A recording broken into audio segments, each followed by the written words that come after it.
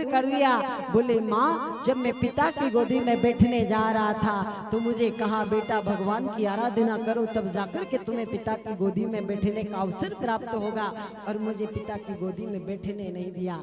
पर सुनीति कह रही है, बोले बेटा धन्य है तेरी माता सुरुचि जिसने तुझे पिता की गोदी में बैठने से वंचित कर दिया।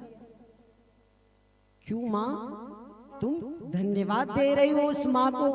अरे जिस माँ ने मुझे पिता की गोदी में नहीं बैठने दिया, हाथ पकड़ करके दूर कर दिया, उस माँ को तुम धन्यवाद दे रही हो। तो सुनीति कितनी बड़ी बात कहती है, कह रही है बेटा धन्य है तेरी माता सुरुचि। क्यों? क्योंकि भले उसने पिता की गोदी में नहीं बैठने दिया, पर आज मैं तो तेरी माँ हूँ, मैंने तुझे अपने स्तन का दूध पिलाया और तुझे इतना बड़ा कर दिया, पर एक सांसारिक पिता से तेरी पहचान नहीं करवा पाई।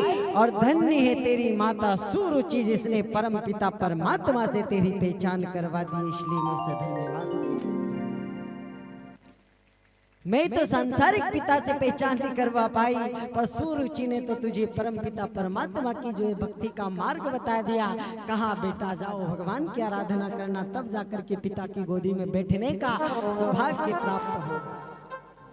पर समझने वाली माताओं के लिए महाराज ये चर्चा जो चल रही है, ऐसी सती नारी की चल रही है जो अपने संतान को स्वावलंबी बनाने के लिए, संस्कारवान बनाने के लिए आज अपने पुत्र को सत्य रूपी मार्ग दिखा रही है। और कहा बेटा यदि तुम्हारी छोटी माँ ने कहा है तो सत्य कहा है, और चले जाओ गोविंद के दर्शन, प्रभु की भक्ति करने के लिए, क्योंकि परमात्मा यदि उनकी गोदी में बिठा लेगा तो फिर संसार की गोदी में बैठने की तुम्हें आवश्यकता नहीं लगेगी। नन्हा सा बालक कहने लगा, बोले माँ जंगल में बड़े बड़े हिंसक पशु पक्षी रहते हैं, मुझे डर लगेगा। तब सुनीति ने कहा बेटा मेरा आशीर्वाद तुम्हारे साथ में है, एक बार काल भी तुम्हारे सामने आ जाएगा तो कभी वो भी तुम्हें शीश झुका करके चला जाएगा, कभी भी वो तुम्हारे नजदीक नहीं आएगा। प्रणाम कर लिया अपनी माँ के चरणों में, और उसी माँ के पास में गए जिस माँ ने पिता की गोद में नहीं बैठने दिया, प्रणाम किया और कहने लगे, नन्हा सा बालक 5 वर्ष का तुतलाती भाषा में बोलने लगा, बोले माँ आज मैं तुम्हारा कहना मान लेता हूँ और मैं उस परम पिता परमात्मा की आराधना करने के लिए जा रहा हूँ, मुझे आशीर्वाद दो।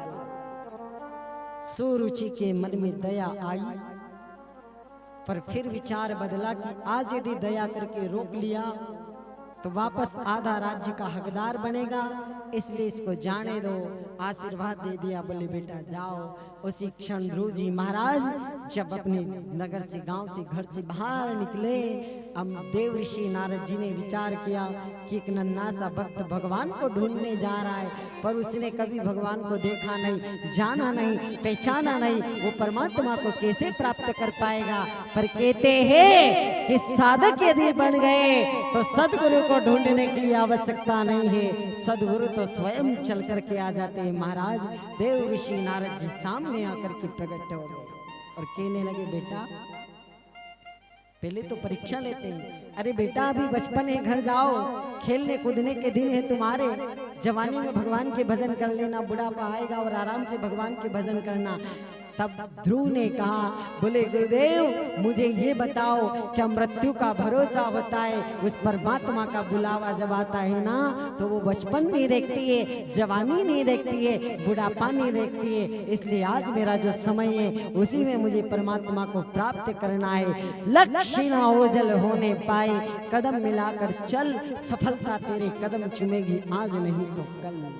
प्रणाम कर लिया, गुरुदेव आप मुझे मंत्र दे दीजिए। देव ऋषि नारद जी ने मंत्र बता दिया, कहा बेटा ओम नमो भगवते वासुदेवाय मंत्र का जाप करो, एक दिन तुम्हें परमात्मा जरूर प्राप्त हो जाए।